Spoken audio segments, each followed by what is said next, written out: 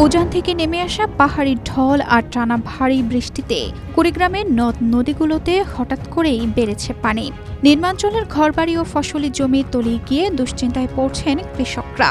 বিশেষ করে চরাঞ্চলের বাদাম, আমনের বীজতলা, পাট ও বিভিন্ন সবজির ক্ষেত পানিতে ডুবে যাওয়ায় মাথায় হাত চাষিদের। কুড়িগ্রামের ১৬টি নদ নদীর মধ্যে তিস্তা, দুধকুমার ও ধরলার পানি বৃদ্ধি পেয়ে ব্রহ্মপুত্রেও পানি বাড়ছে।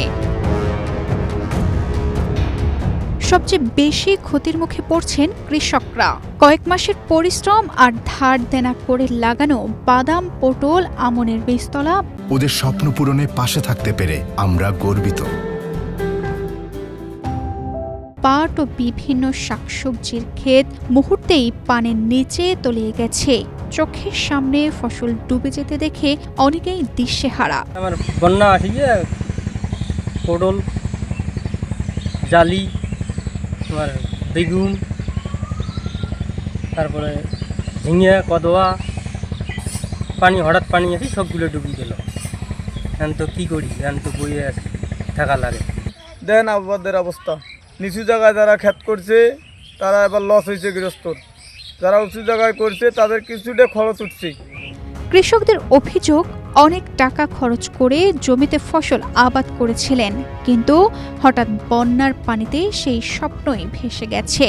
এখন লোকসান কিভাবে সামাল দেবেন সেই দুশ্চিন্তায় দিন কাটছে তাদের।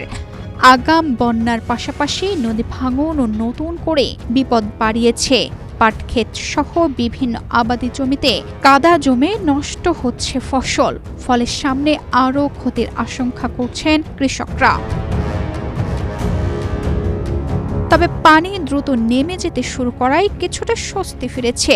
কৃষি বিভাগ বলছে, ক্ষয়ক্ষতি হলেও পানি সরে গেলে কৃষক আবারও চাষাবাদে ফিরতে পারবেন এবং জেলায় সামগ্রিক উৎপাদনে বড় ধরনের প্রভাব পড়বে না।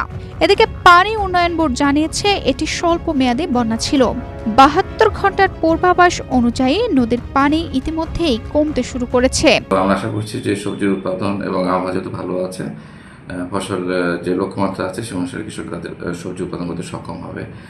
তো মাঝে মাঝে কিছু কিছু, যেহেতু এখন বর্ষাকাল, কিছু কিছু জায়গায় বিক্ষিপ্তভাবে বৃষ্টি বা অতিবৃষ্টির কারণে যেসব জায়গায়, বিশেষ করে সদরের কিছু জায়গায়, যেসব জমিতে একটু নিচু জায়গায়, সেখানে যারা কৃষকরা সবজি উৎপাদন করেছেন, অতিবৃষ্টির কারণে কিছু কিছু জায়গায় হয়তো পানি নিমজ্জিত হয়েছে। সেসব জায়গায় কৃষকরা তাদের যে উৎপাদিত সবজিটা আছে হয়তো কিছু সামান্য ক্ষতিগ্রস্ত হয়েছে।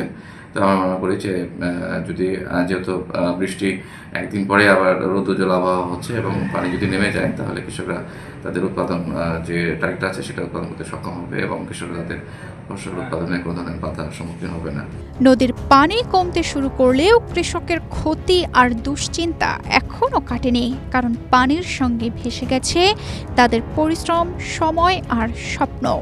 এখন সরকারি সহায়তা আর প্রাকৃতিক অনুকূল পরিবেশই হতে পারে তাদের নতুন করে ঘুরে দাঁড়ানোর একমাত্র ভরসা। তানজিদা রহমান, ইনায়া, বাংলাদেশ প্রতিদিন।